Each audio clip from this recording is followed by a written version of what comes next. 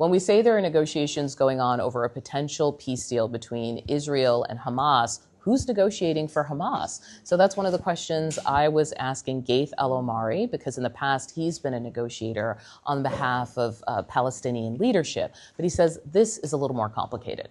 In terms of the negotiations, because the U.S. and Israel don't recognize Hamas, they don't talk directly, they use the Qataris and the Egyptians as go-betweens.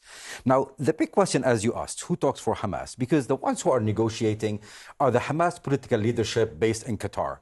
However, it's very questionable how much sway they have on the actual military leaders in Gaza. Many of the military leaders, top leaders in Gaza, were killed.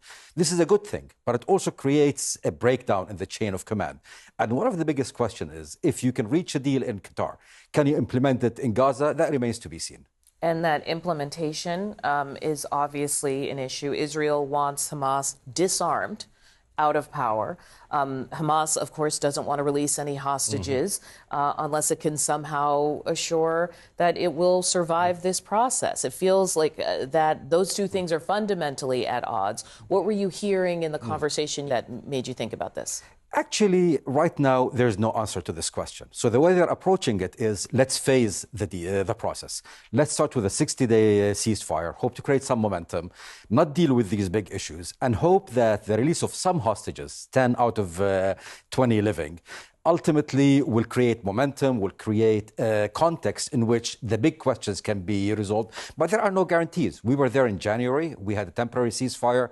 It broke down in March, 2 months later, because these questions were not answered. A lot of heavy lifting will be needed to get the Israelis and Hamas to that point.